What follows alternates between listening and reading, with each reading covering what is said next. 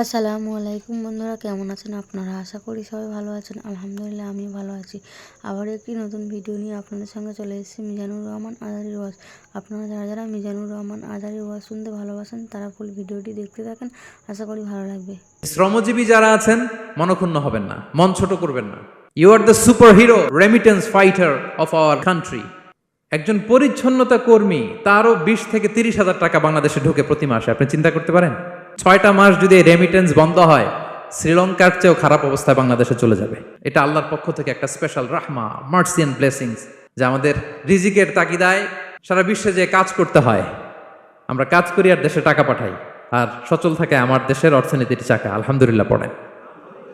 So বাংলাদেশের গভর্নমেন্টকে আমি বিনীত অনুরোধ জানাবো, শ্রম মন্ত্রণালয়কে অনুরোধ জানাবো, এয়ারপোর্ট অথরিটিকে অনুরোধ জানাবো, আমার শ্রমজীবী ভাইদের সাথে ভালো আচরণ করুন, তাদের সাথে কোঅপারেট করুন।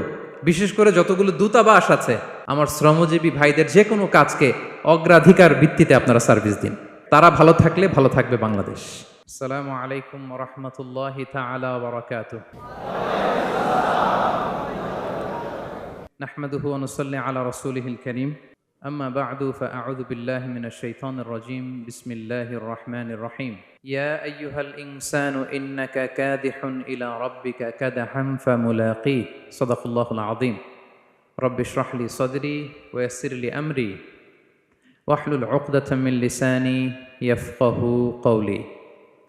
বাংলাদেশ ইয়ুথ কমিউনিটি মালয়েশিয়া কর্তৃক আয়োজিত আন্তর্জাতিক শ্রমিক দিবস 2024 উপলক্ষে মালয়েশিয়ার রাজধানী কুয়ালালামপুরের ডাউন টাউনে অবস্থিত উইসমা এমসিএ এর গ্র্যান্ড বলরুমে ইসলামে শ্রমিকের অধিকার শীর্ষক আলোচনা সভায় আপনারা যারা উপস্থিত হয়েছেন, আপনাদের সবাইকে জানাচ্ছি আন্তরিক শুভেচ্ছা এবং অভিনন্দন। আহলান ওয়া সাহলান ওয়া মারহাবান বিকুম ফি হাদাল লিকা আত-তাইয়িব আল মুবারাক। আলহামদুলিল্লাহ, আমরা অত্যন্ত সৌভাগ্যবান যে আমরা এমন একটা ধর্ম পেয়েছি যে ধর্মটা মজলুমকে নিয়ে কথা বলে। The vulnerable people of the society, সমাজে যারা মজলুম, অসহায়, যাদের কথা কেউ বলে না, তাদের অধিকার নিয়ে ইসলাম কথা বলে। আলহামদুলিল্লাহ পড়েন। ইসলাম শ্রমিকের অধিকার নিয়ে কথা বলে, লেবার রাইটস নিয়ে ইসলাম কথা বলে, ইসলাম উইমেন রাইটস নিয়ে কথা বলে, নারী অধিকার নিয়ে কথা বলে, ইসলাম হিউম্যান রাইটস নিয়ে কথা বলে, ইসলাম মানবাধিকার নিয়ে কথা বলে, ইসলাম অ্যানিমাল রাইটস নিয়ে কথা বলে, প্রাণী অধিকার নিয়ে কথা বলে। আল্লাহু আকবার। আপনি চাইলেই একটা প্রাণীকে আঘাত করতে পারবেন না। আমাদের দেশে এটা খুব বাজে একটা কালচার। কুকুর একটা দেখলেই আমরা কি করি? হয় ঢিল ছড়ি, না একটা লাথি মারি। কিছুই করে নাই আপনাকে, পাশ দিয়ে যাচ্ছে দেখলেই কি ঢিল মারে, লাথি মারে, আরো অনেক জঘন্য জঘন্য কাজ আমরা করি। তাহলে যারাই যেখানে বিপন্ন, মানবতা যেখানে বিপন্ন, সেখানেই ইসলাম হাজির হয়েছে। আলহামদুলিল্লাহ। এজন্য ইসলাম পেয়ে আমরা খুশি না বেজার বলেন? এজন্য প্রত্যেক সালাতের পরে আমরা ঘোষণা দিই, রাদিতু বিল্লাহি রাব্বা ওয়াবিল ইসলামি দীনা ওয়াবি মুহাম্মাদিন নাবিয়্যান ওয়া রাসূলা। আমরা আল্লাহকে রব হিসেবে পেয়ে খুশি, আমরা ইসলামকে দিন হিসেবে পেয়ে খুশি। তো আমরা রাসূল সাল্লাল্লাহু আলাইহি ইসলামকে নবী এবং রাসূল হিসেবে পেয়ে খুশি। তার মানে প্রত্যেক সালাতের পরে আমরা কি করি? এটার অ্যানাউন্সমেন্ট দেই।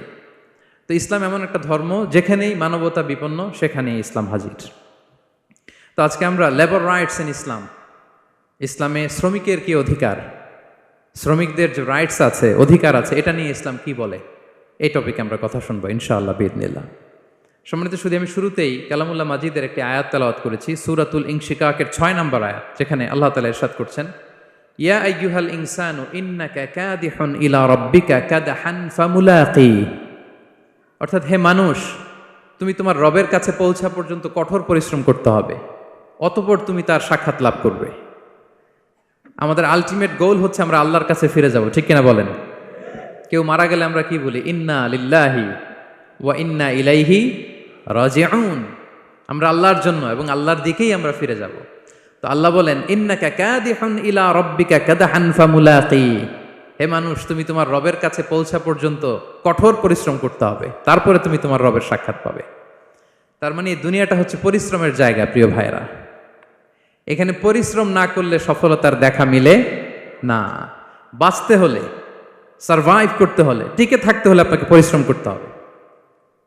এই পৃথিবীতে কেউ কাউকে জায়গা করে দেয় না, এখানে জায়গা করে নিতে হয়, ঠিক কিনা বলেন? আপনি যদি পরিশ্রম করেন, পরিশ্রমে যে ঘাম ঝরে শরীর থেকে, পরিশ্রমের ঘামে জন্ম নেয় সফলতার বীজ। আপনি যখন হাড় ভাঙা পরিশ্রম করবেন, এই পরিশ্রমের যে লোনা পানি বেরোবে, যে ঘাম বেরোবে, এই ঘামেই জন্ম নেয় সফলতার বীজ। এবং সফলতার কোনো শর্টকাট হয় না প্রিয় ভাইরা। অনেকে অল্পতে সফল হতে চায়, শর্টকাট খুঁজে, আছে না নাই?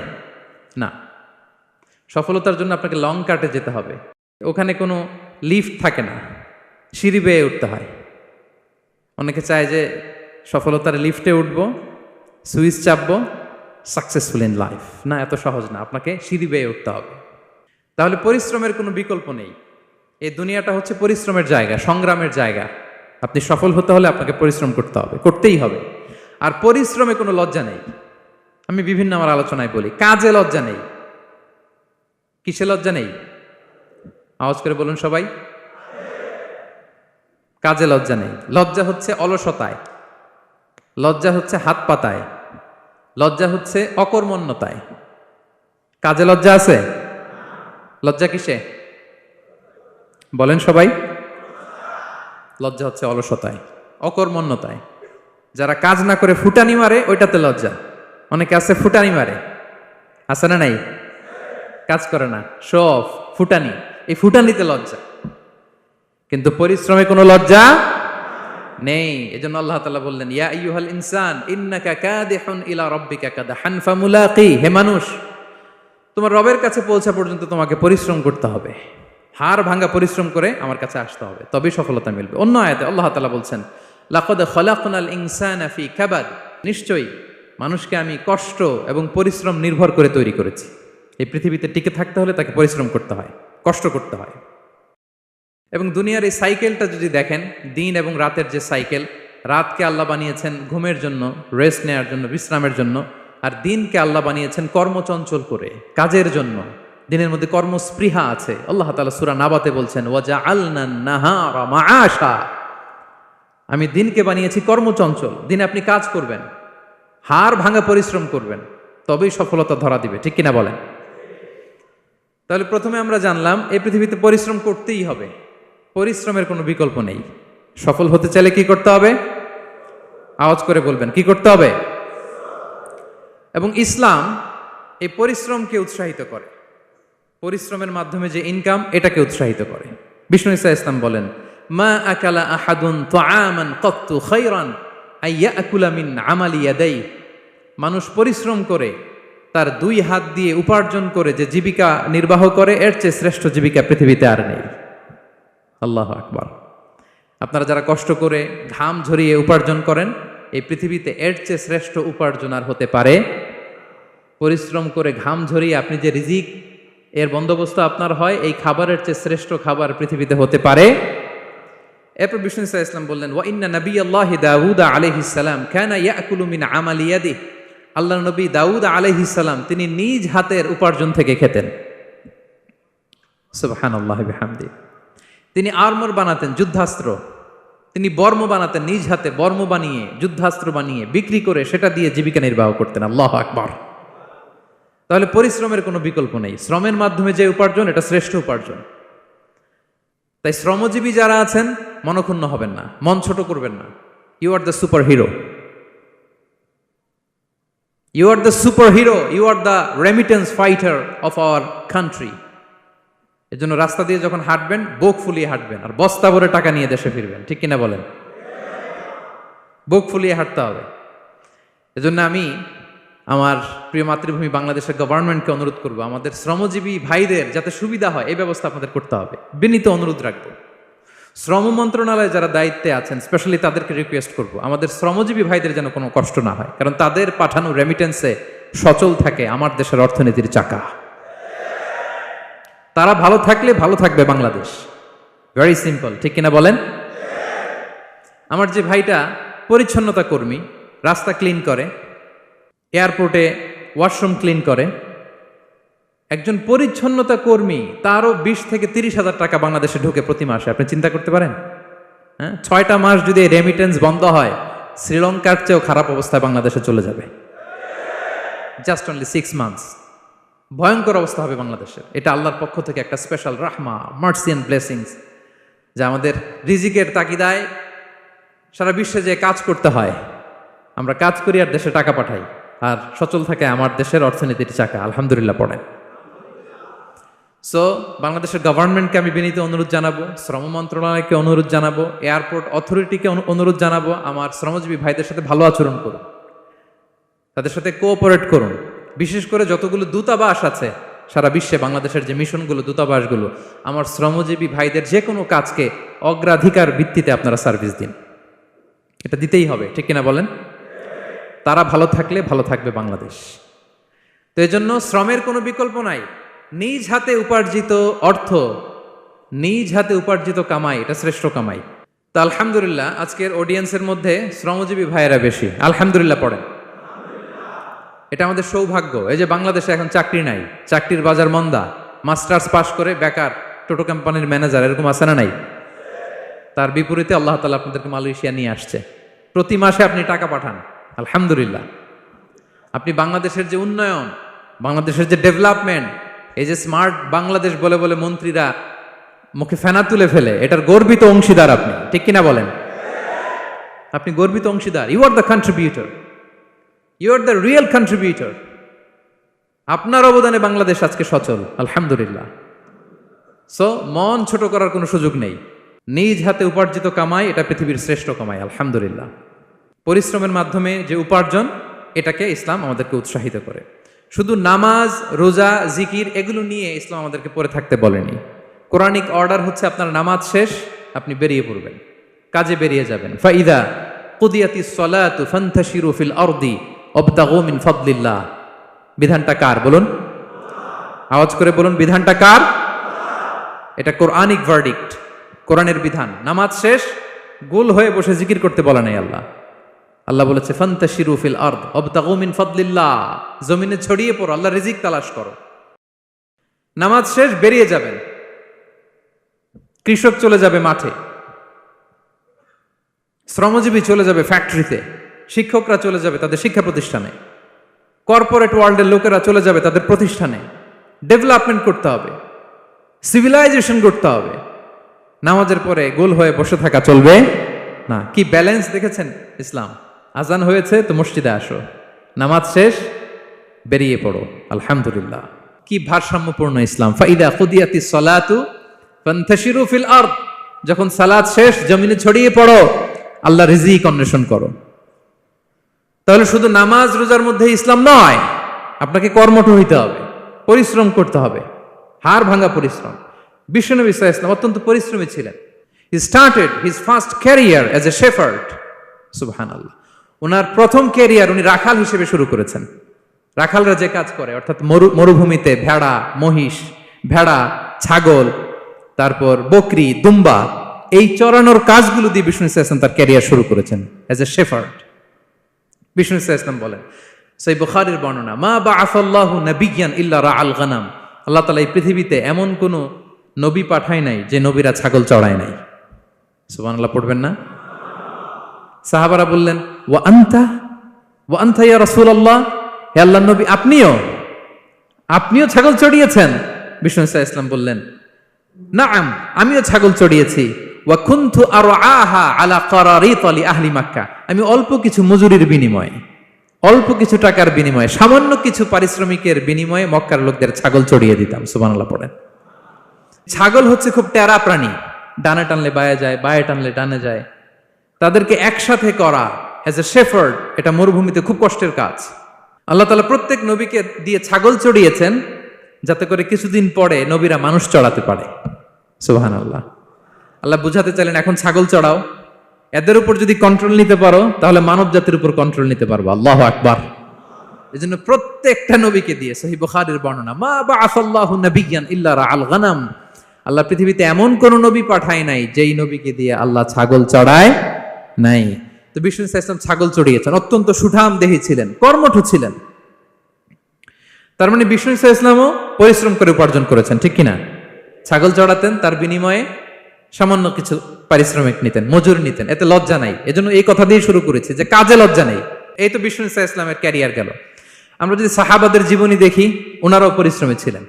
কেউ খেজুর বাগানে কাজ করতেন, কেউ কৃষি কাজ করতেন, কেউ বাজারে ব্যবসা করতেন, কেউ বসে থাকেন নাই। হাড় ভাঙ্গা পরিশ্রম করেছেন প্রত্যেকটা সাহাবা। তারা আমাদের মডেল। তারা আমাদের সুপার হিরো, তারা আমাদের আইকন, ঠিক কিনা? নবীরা আমাদের মডেল, সাহাবারা আমাদের মডেল। বিষ্ণু ইসা ইসলামও কর্মঠ ছিলেন, ওনার সাহাবারা অত্যন্ত কর্মঠ ছিল। কেউ বসে থাকতেন না, পরিশ্রম করতেন, হাড় ভাঙ্গা পরিশ্রম করতেন, উপার্জন করতেন। তারা আমাদের জন্য প্রেরণার বাতিঘর। অনেক সাহাবাদের বায়োগ্রাফি থেকে আপনাদেরকে ঘটনা শেয়ার করা যাবে। আমি একজন সাহাবার জীবনী শোনাবো আপনাদেরকে। আব্দুর রহমান ইবনে আউফ রাদিয়াল্লাহু তাআলা আনহু। 10 জন জান্নাতের, দুনিয়াতে বসে যে 10 জন সাহাবা জান্নাতের সুসংবাদ পেয়েছেন তাদের মধ্যে একজন, আলহামদুলিল্লাহ বলেন।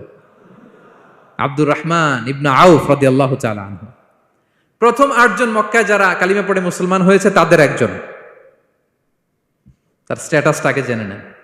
তো তিনি যখন মক্কা থেকে হিজরত করে মদিনায় গেলেন, মনে রাখবেন মক্কা থেকে যে সাহাবার বাড়ি ঘর ছেড়ে হিজরত করেছে তাদেরকে বলে মহাজির, মানে হিজরতকারী সাহাবা।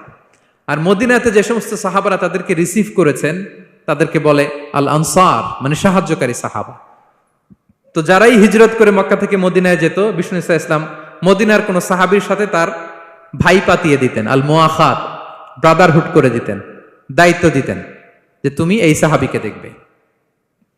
তো আব্দুর রহমান ইবনে আউফ রাদিয়াল্লাহু তাআলা আনহু যখন হিজরত করে গেলেন, তার দেখভাল করার জন্য যে সাহাবীর দায়িত্ব পড়ল তার নাম হচ্ছে সাআদ ইবনে রাবিয়া, আনসারী সাহাবী রাদিয়াল্লাহু তাআলা আনহু। বিষ্ণু বললেন, সাআদ, আব্দুর রহমান ইবনে আউফ তোমার ভাই, ভাই বানিয়ে দিলেন। কি বানিয়ে দিলেন? তুমি তাকে টেক কেয়ার করবে, সে হবে তোমার মেহমান। সুবহানাল্লাহ। সাআদ ইবনে রাবি রাদিয়াল্লাহু তাআলা আনহু তিনি আব্দুর রহমান ইবনে আউফকে ডেকে নিয়ে গেলেন, ঘরে নিয়ে গেলেন মেহমানকে, এবং বললেন, ইয়া সাআদ ইন্নী আকসারুল আনসারি মালান। হে সাআদ, তুমি চিন্তা করো না, তুমি মনে করো না যে তোমার ভরণ পোষণ দিতে আমার কষ্ট হবে। আমি মদিনার সবচাইতে বড় বিজনেস ম্যাগনেট, সবচাইতে বড় বিজনেস ম্যাগনেট আমি। No tension, don't worry about it. Tension নিও না, আসো, তোমার জন্য আমার কি প্রপোজাল শোনো। ফাআকসিমু লাকা নিসফা মালি, আমার যত সম্পদ আছে আমি অর্ধেক তোমার দিয়ে দিব। সুবহানাল্লাহ, এত আসতে। আপনার বাড়িতে কেউ মেহমান হলে করতে পারবেন এরকম? আল্লাহ, কেমন প্রেরণার বাতিঘর তারা। ফাআকসিমু নিসফা মালি, হে আব্দুর রহমান ইবনে আউফ, আমার অর্ধেক সম্পদ তোমারে দিয়ে দিব। এখানেই শেষ না, এরপর বলতে লাগলেন, আমার অনেকগুলো স্ত্রী আছে, তুমি কোথায় যে মেয়ে খুঁজবা, প্রস্তাব দিবা, এত ঝামেলার দরকার নাই।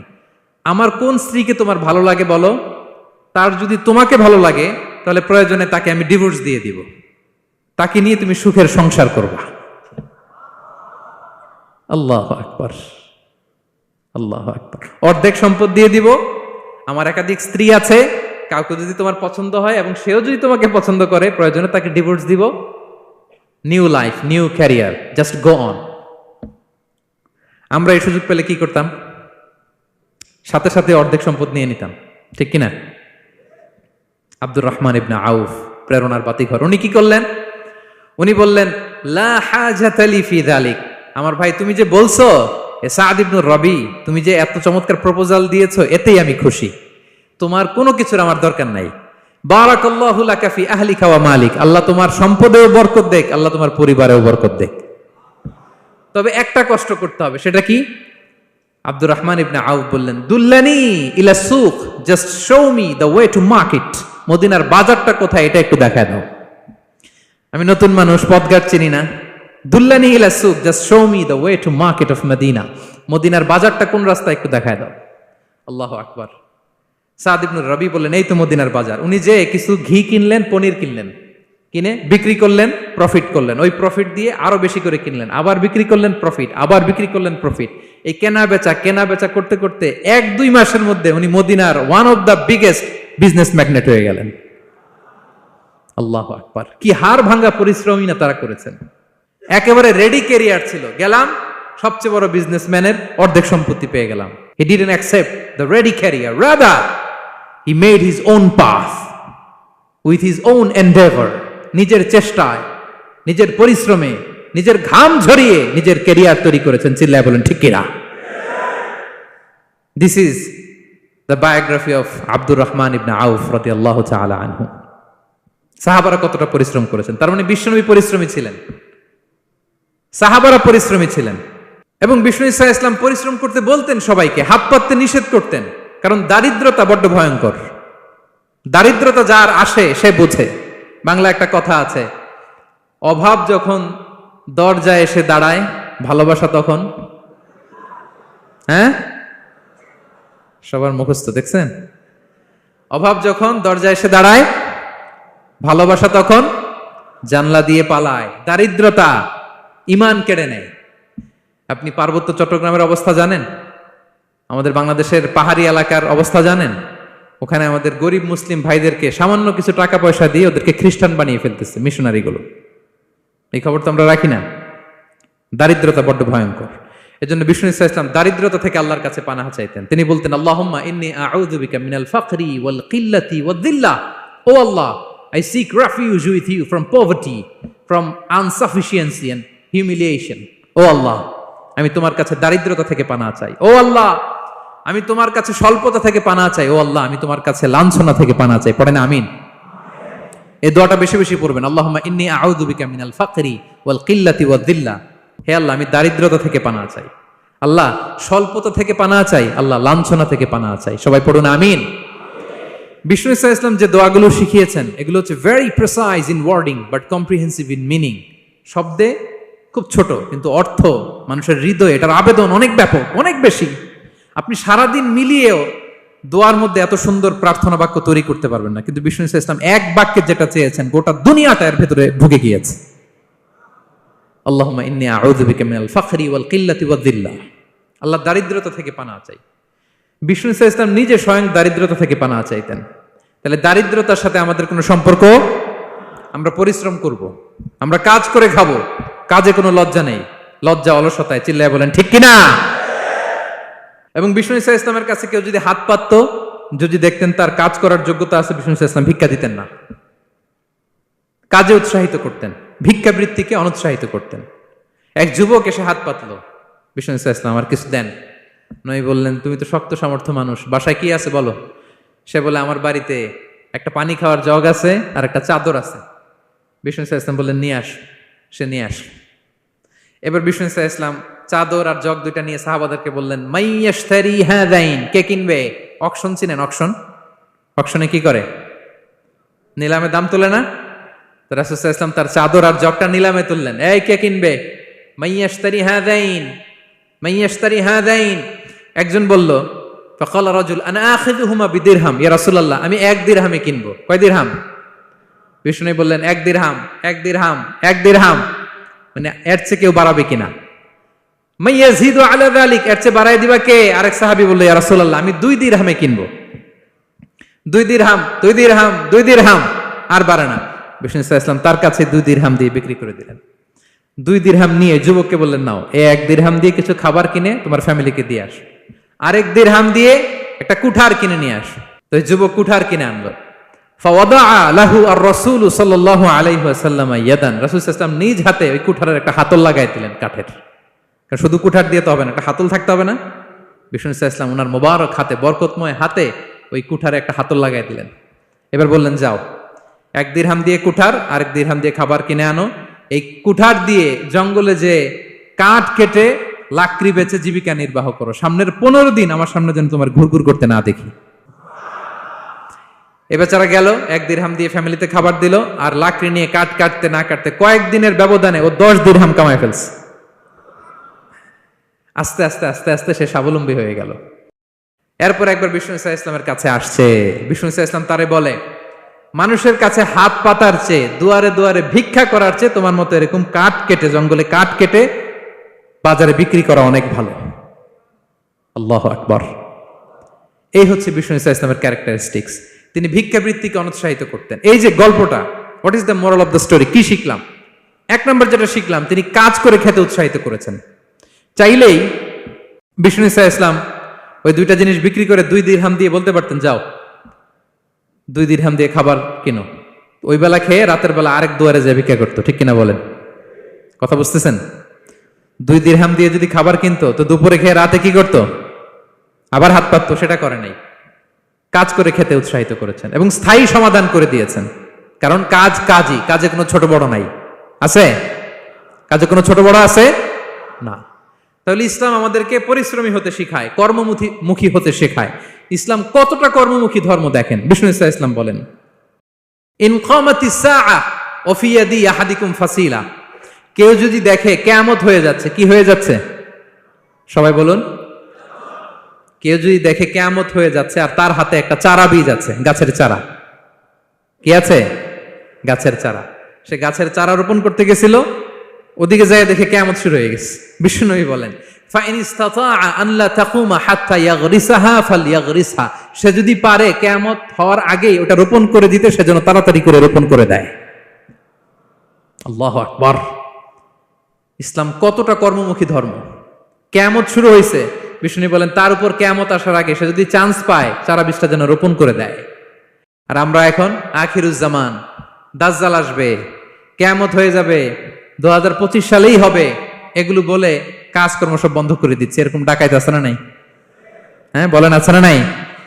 তা আখিরুজ্জামান কি আপনারা এটা শিখায়, এই লেসন শিখায়? আখিরুজ্জামান আসবে, দাজ্জাল আসবে, তো আপনার সমস্যা কি? দাজ্জাল আসবে দেখেই তো আপনাকে বিজনেস করে এমন টাকা কামাইতে হবে যাতে করে দাজ্জাল আসলে আমি আমার অর্থ দিয়ে মুজাহিদিন ভাইদেরকে সহায়তা করতে পারি।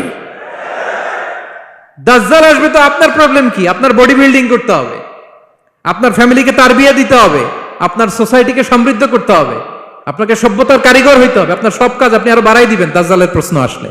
এখন দাজ্জাল আসবে, 25 সালেই আসবে, 26 সালেই কিয়ামত হবে। কি হবে ক্যারিয়ার দিয়ে, আর কি হবে ব্যবসা করে? এরকম আছে না নাই? এরকম করা যাবে?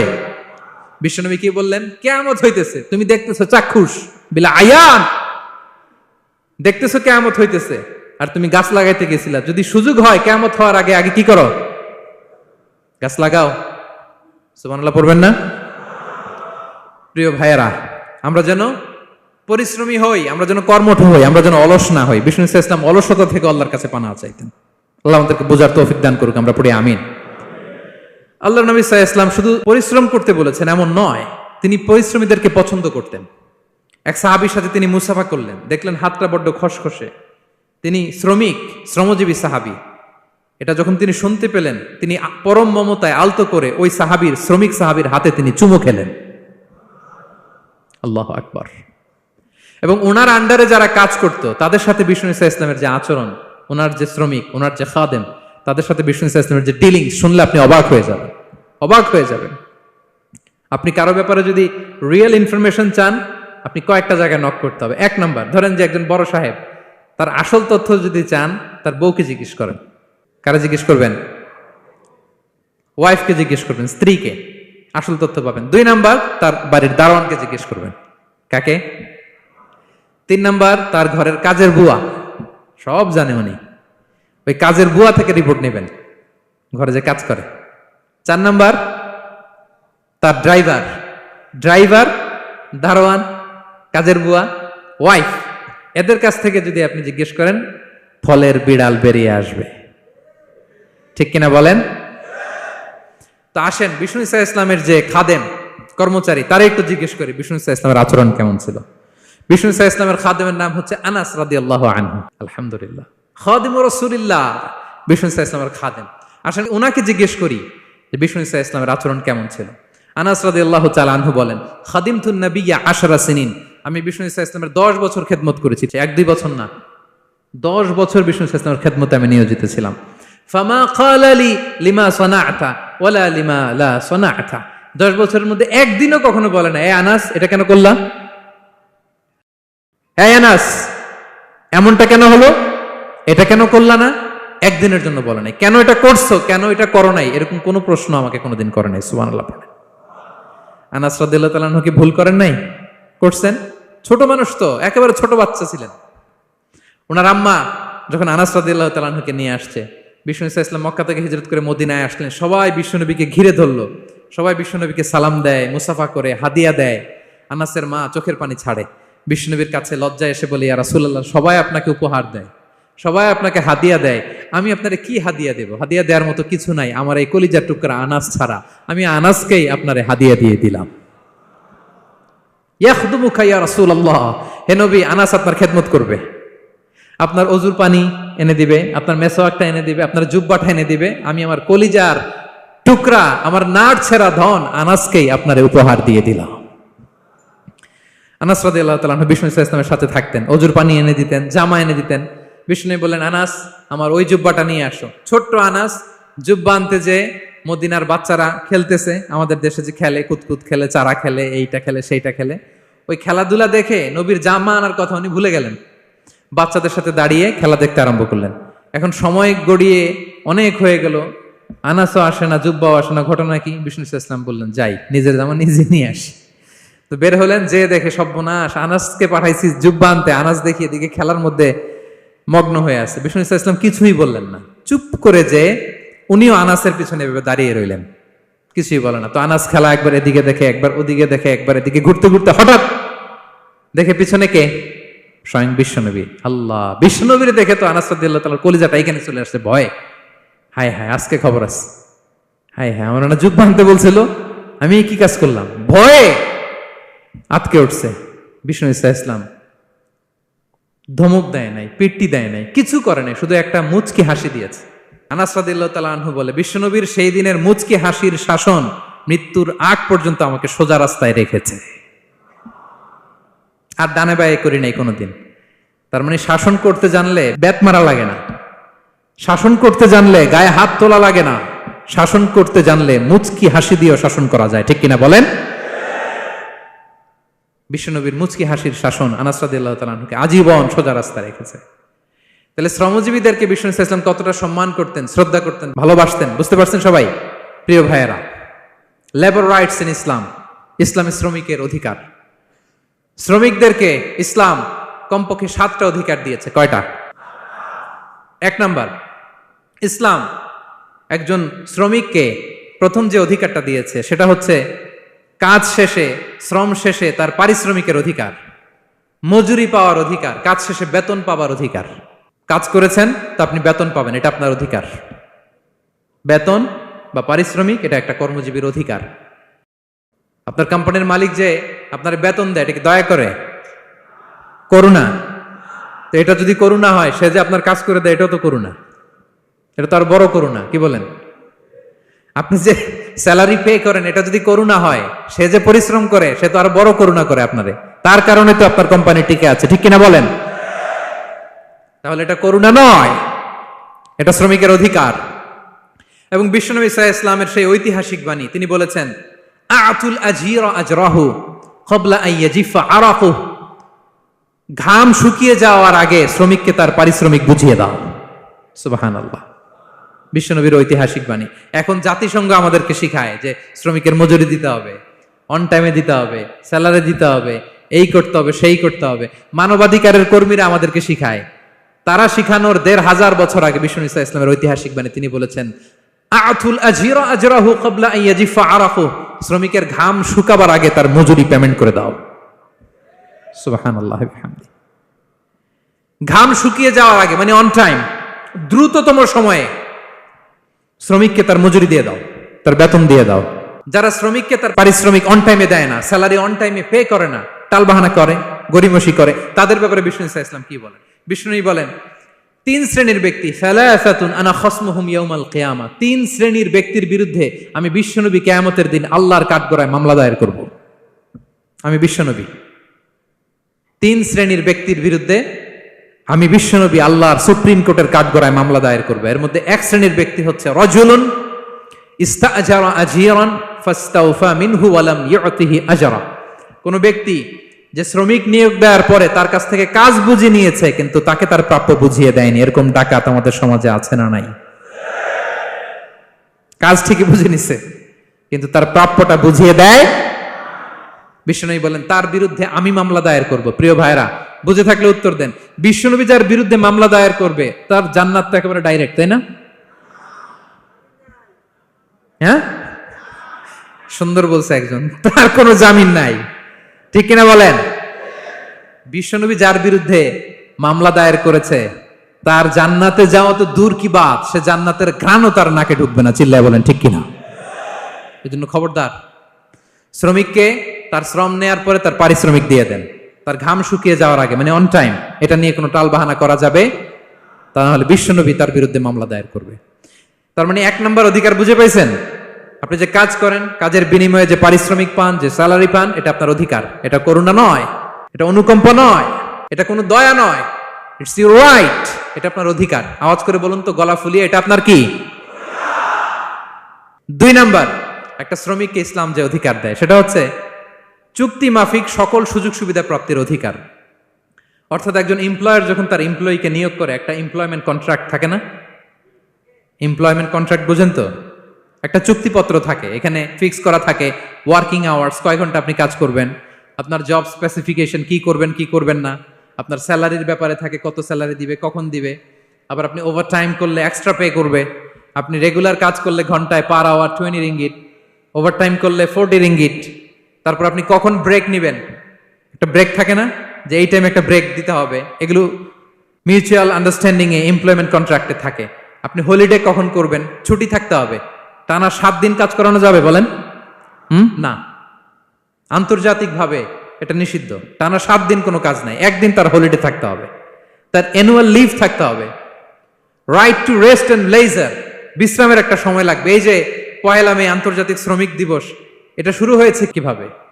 ইউনাইটেড স্টেটস অফ আমেরিকার শিকাগোতে 1986 সালে এই কাজের বিরুদ্ধেই তারা আন্দোলন করেছিল। টানা 7 দিন তাদেরকে দিয়ে গাদার মতো খাটুনি খাটাতো, দাসের মতো তাদের সাথে আচরণ করা হতো। তারা আন্দোলন শুরু করেছিল, 8 জনকে গুলি করে নিহত করা হয়েছিল, সেখান থেকে এই মে দিবস। কিন্তু বিষ্ণু ইসা ইসলাম 1500 বছর আগে এই শ্রমিকদের অধিকারের ব্যাপারে সোচ্চার ছিলেন, আলহামদুলিল্লাহ বলেন। তাহলে right to rest and leisure, UDHR, universal declaration for human rights, এগুলো সব নির্ধারিত আছে। তার মানে একজন শ্রমিকের 2 নম্বর অধিকার হচ্ছে চুক্তি অনুযায়ী সকল সুযোগ সুবিধা প্রাপ্তির অধিকার। আপনার চুক্তি করছেন, আপনি এটা এটা দিবেন, কিন্তু কাজের পরে আপনি ফ্যাসিলিটি দিচ্ছেন না, এটা করা যাবে বলেন? করা যাবে? আল্লাহর কোরআন কি বলছে শুনুন। আল্লাহর কোরআন বলে, ইয়া আইয়ুহাল্লাযীনা আমানু আউফু বিল উকুদ, O you who believe fulfil your contracts, ও বিশ্বাসীরা তোমরা তোমাদের চুক্তি পূর্ণ করো। ও আউফু বিল আহদি ইন্নাল আহদা কানা মাসউলা, তোমরা যে কমিটমেন্ট করেছো, যে কন্ট্রাক্ট করেছো, এই চুক্তি তোমরা পূর্ণ করো। তা না হলে কিয়ামতের কঠিন ময়দানে এই চুক্তির ব্যাপারে, কন্ট্রাক্টের ব্যাপারে, এই এগ্রিমেন্টের ব্যাপারে আপনারা জিজ্ঞেস করবে কে? তাহলে যা চুক্তি করেছেন সুযোগ সুবিধা, তাই আপনাকে দিতে হবে। মালিক ভাইয়েরা মনে থাকবে তো নাকি? এগ্রিমেন্টে যা যা বলেছেন, যা যা লিখে সিগনেচার করেছেন, তাই আপনাকে দিতে হবে। আদেশটা কার? সবাই বলুন। আপনি মন চাইলে হায়ার করবেন, এরপরের দিন ফায়ার করবেন, এরকম করা যাবে? হ্যাঁ, চাইলে হায়ার ফায়ার, মন যা চায় তা করবেন, এটা করা চলবে না। তাহলে 2টা অধিকার গেল। 3 নম্বর, একজন শ্রমিককে ইসলাম যে অধিকার দিয়েছে সেটা হচ্ছে সুন্দর আচরণ পাবার অধিকার। তিনি আপনার ফ্যাক্টরির ওয়ার্কার, আপনার স্টাফ, এজন্য যা মনে চায় তা আচরণ করবেন, দাসের মতো আচরণ করবেন, এটা করা যাবে?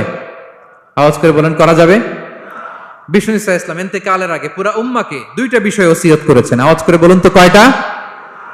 1 নম্বর হচ্ছে নামাজ। 1 নম্বর কি? আসসালাত।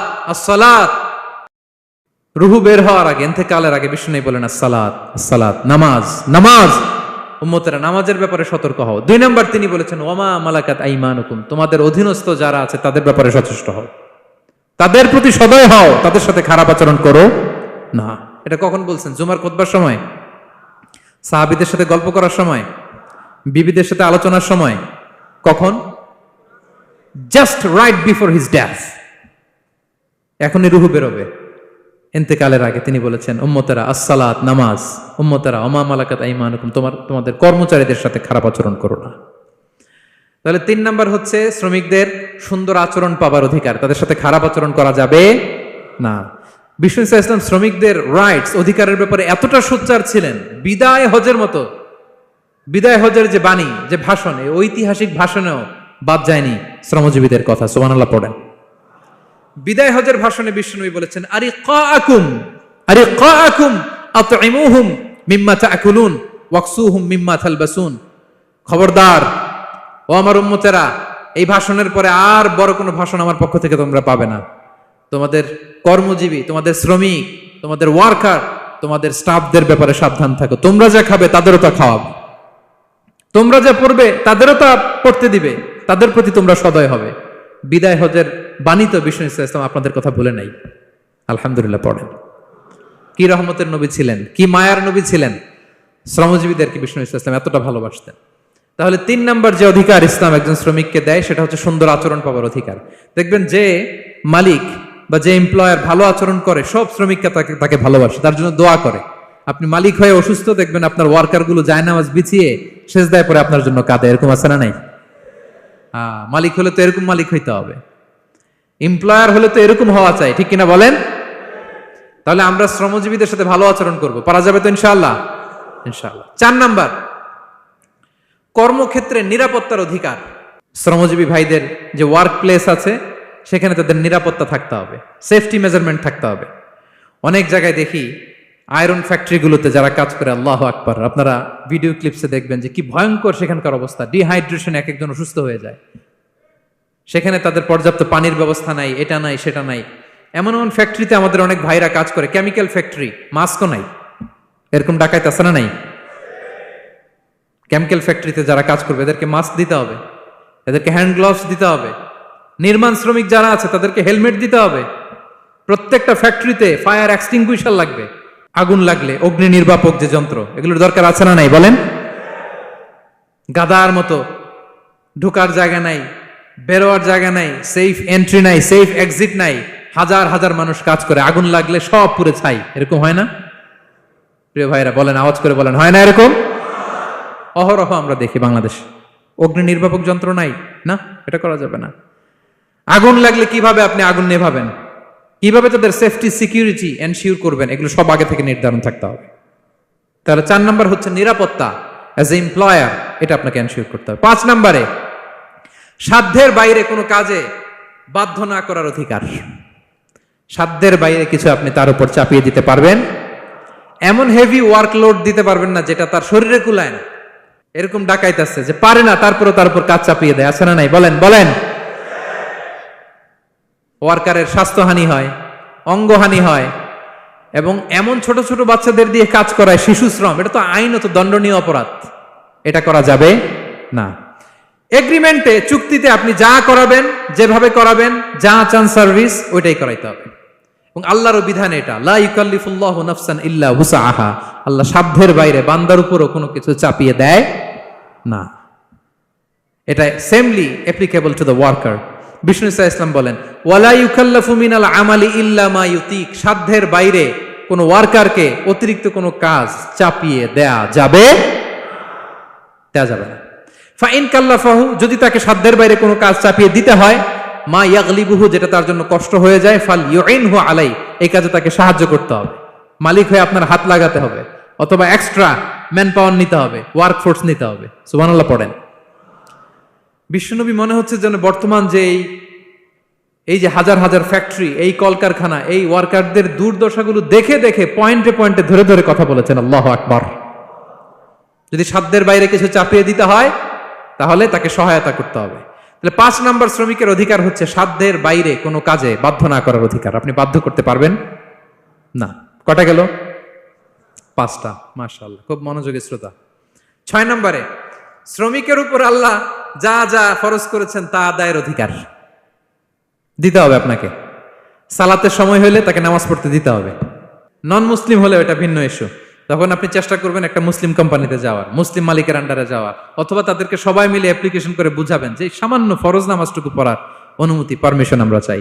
কিন্তু কোনো মুসলিম এমপ্লয়ার নামাজের জন্য বাধা দিতে পারবে না। রমজান মাসে রোজা রাখা শ্রমিকের জন্য ফরজ না, অনুমতি দিতে হবে।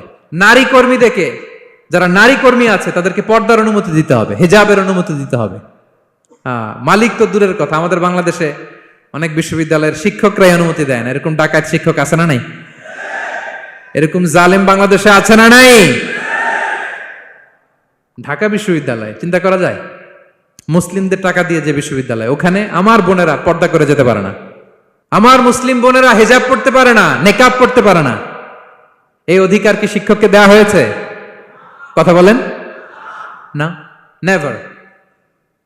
You never can do that. একটা রেগুলার ড্রেস কোড থাকবে, এটা সবাই মানবে। এটার উপরে দিয়ে সে চাদর পরবে না ওড়না পরবে না হিজাব পরবে না ব্লেজার পরবে, এটা নিয়ে নাক গলানোর ক্ষমতা কোনো শিক্ষকের নাই। চিল্লায় বলেন ঠিক কিনা? তাহলে আপনার কর্মস্থলে মুসলিম নারীরা যদি কাজ করে, নারী কর্মীদের জন্য পর্দার ব্যবস্থা করতে হবে, ঠিক কিনা বলেন?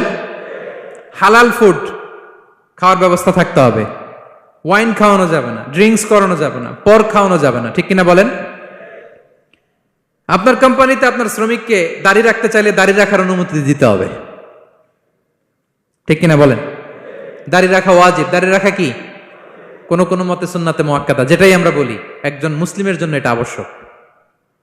দাড়ি রাখতে বাধা দেয়া যাবে? আমাদের বাংলাদেশে দেয়? হ্যাঁ, কোন কোন কোম্পানি দেয়। কোন কোম্পানি দেয় বলেন? হ্যাঁ, আরং। এই পাওয়া গেছে আরং। কিছুদিন আগে দাড়ি রাখবে বলে এক ছেলেকে কর্মচ্যুত করেছে, এরকম আছে না নাই? করা যাবে? করা যাবে বলেন? না, দাড়ি রাখার অনুমতি দিতে হবে, নারীদেরকে হেজাব করার অনুমতি দিতে হবে, এটা অধিকার। এটা অধিকার। শ্রমিকের উপর আল্লাহ তাআলা যা যা ফরজ করেছে এটা আদায়ের অধিকার তাকে দিতে হবে। আলহামদুলিল্লাহ বলেন। 7 নাম্বার, সর্বশেষ, সামাজিক নিরাপত্তা লাভের অধিকার, সোশ্যাল সিকিউরিটি। শ্রমিকের পুঁজি হচ্ছে তার শ্রম, তার জীবন যৌবন সব দিয়ে আপনার ফ্যাক্টরিরে একেবারে শীর্ষে নিয়ে গেল, শেষ জীবনে আপনি মালিক তারে ভুলে গেলেন, এরকম আছে না নাই?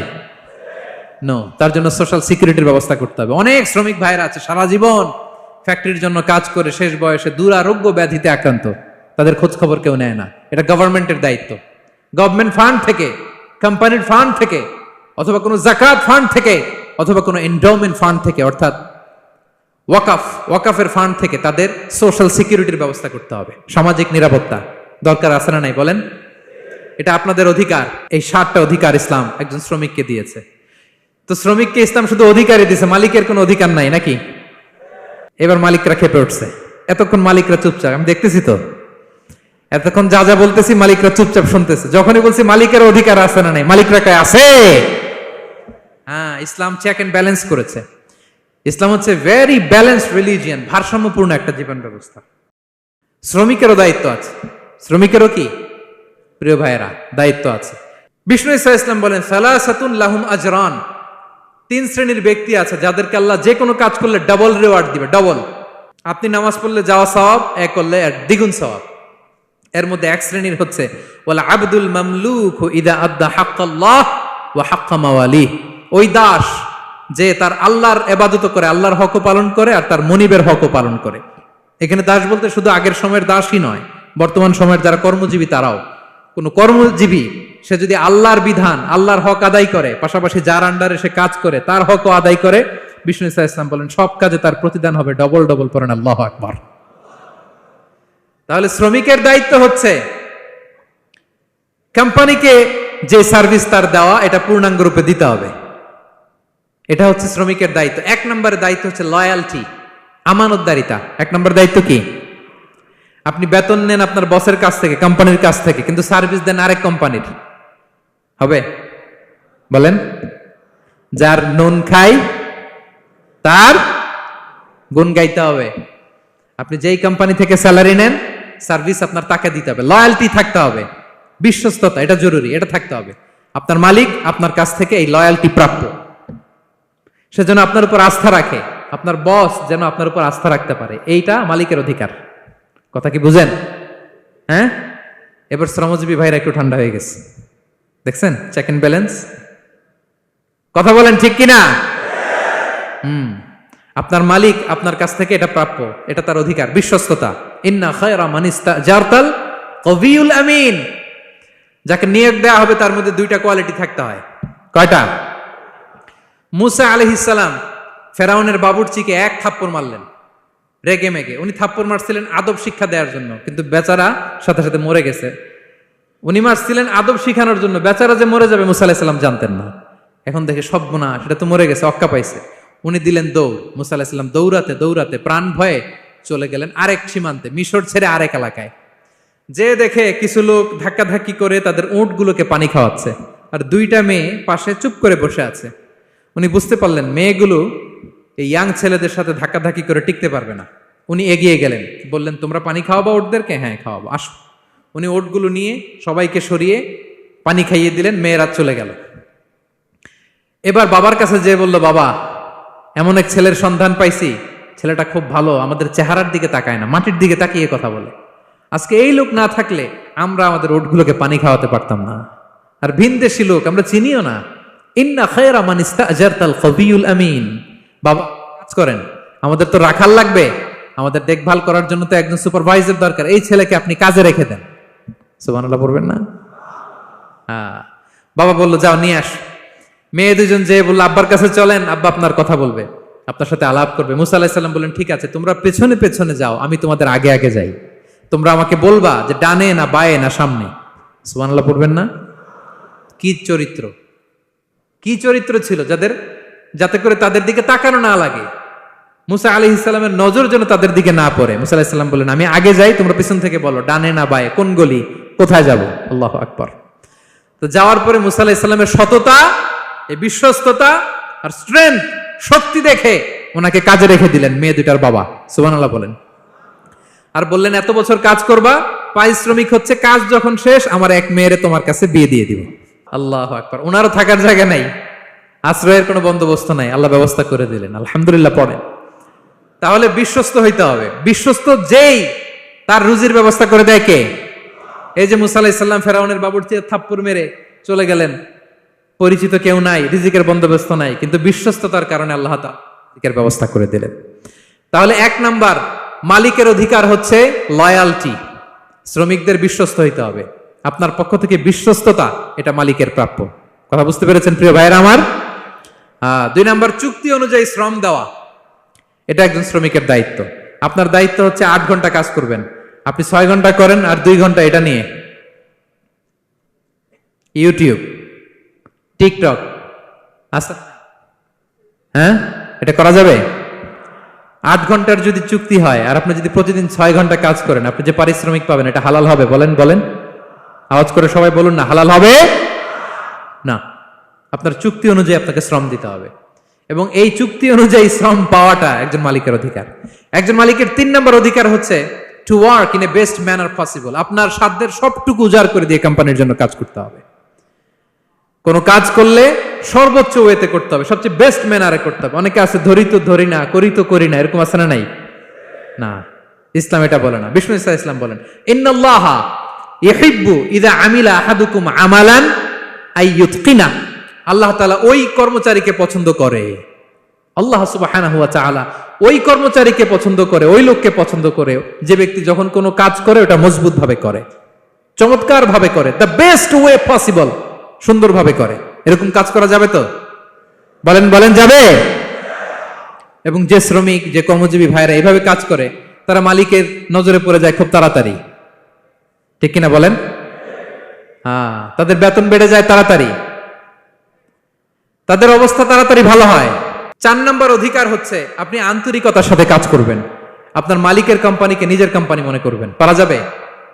শ্রমিক ভাইয়েরা আমার, আমার কলিজার টুকরা শ্রমজীবী ভাইয়েরা, মালিকের কোম্পানিকে নিজের কোম্পানি মনে করা যাবে? অনেকে দেখবেন যে নিজের গাড়িটা খুব সেফলি ড্রাইভ করে, কিন্তু বসের গাড়ি নিয়ে যখন ড্রাইভ করে তখন আর এই এক্সট্রা কেয়ার নাই। এরকম আছে না? নাই। নিজের জিনিস খুব দেখে শুনে রাখে, কিন্তু কোম্পানির জিনিস যখন ইউজ করে ওইখানে সেই দেখভাল তার নাই। এরকম আছে না? নাই। এরকম করবেন আপনারা না। আপনি যে কোম্পানিতে কাজ করেন এটা নিজের কোম্পানি, ওইটার উত্তর সাকসেস, সফলতার জন্য আপনাকে আন্তরিক হইতে হবে। তাহলে এই 4টা অধিকার আল্লাহ তাআলা প্রত্যেকটা মালিককে দিয়েছে। তাহলে চেক এন্ড ব্যালেন্স হয়েছে। কথা কি সবাই বুঝতে পারছেন? আলহামদুলিল্লাহ পড়েন। পুরো আলোচনার সামারি বলি 1 মিনিটে। 1 number lesson, take away message সাথে করে নিয়ে যাবেন, যেটা শুরুতে বলেছিলাম। 1 নাম্বার কথা হচ্ছে সফলতার জন্য পরিশ্রমের কোনো বিকল্প নেই। হাড় ভাঙা পরিশ্রম করতে হবে আমাদের, আমাদের ক্যারিয়ারের জন্য, আমাদের ব্যবসার জন্য, আমার চাকরির জন্য আমাদের হাড় ভাঙা পরিশ্রম করতে হবে। কারণ শ্রমে কোনো লজ্জা নেই, পরিশ্রমে কোনো লজ্জা নেই, ঠিক কিনা বলেন? লজ্জা কিসে? অলসতায়। আমরা অলস হব না, অকর্মণ্য হব না, হাত পাতবো না, আমরা পরিশ্রম করে খাবো। 2 নাম্বার কথা, নবীগণ এবং সাহাবাগণ অত্যন্ত পরিশ্রমী ছিলেন, কর্মঠ ছিলেন, তারা আমাদের আইকন, আমরাও পরিশ্রমী হব। ইসলাম শ্রমিকের ব্যাপারে, শ্রমিকের অধিকারের ব্যাপারে এত জোরালো বক্তব্য দিয়েছে, পৃথিবীর কোন ধর্ম এভাবে দেয় নাই, ঠিক কিনা? আমরা যারা মালিক আছি, আমরা যেন আমাদের অধীনস্থ শ্রমজীবীদের প্রতি সদয় হই, তাদের অধিকার আদায়ে যেন আমরা সচেষ্ট হই। আর আমরা যারা শ্রমিক আছি, কর্মজীবী আছি, আমরা আমাদের মালিকের কোম্পানিকে যেন নিজের কোম্পানি মনে করি, আন্তরিকতার সাথে, লয়ালটির সাথে যেন আমরা কাজ করি। আল্লাহ তাআলা আমাদের কাজে কর্মে, পরিশ্রমে, ক্যারিয়ারে, চাকরিতে, ব্যবসায় ভরপুর বারাকা দান করুক। আওয়াজ করে পড়ুন আমিন। হাযা মা ইনদি ওয়াল ইলমু ইনদাল্লাহ আলাইহি তাওয়াক্কালতু ওয়া ইলাইহি উনীব। ওয়াসসালামু আলাইকুম ওয়া রাহমাতুল্লাহি তাআলা ওয়া বারাকাতুহু। ভিডিওটি ভালো লাগলে একটি লাইক, কমেন্ট ও শেয়ার করে পাশে থাকবেন বন্ধুরা। যারা যারা শেষ পর্যন্ত ভিডিওটি দেখেছেন তাদের জন্য অনেক অনেক ভালোবাসা থাকলো বন্ধুরা। আরও নতুন নতুন ভিডিও পেতে চ্যানেলটিকে সাবস্ক্রাইব করে পাশে থাকবেন বন্ধুরা। ভালো থাকবেন, ধন্যবাদ।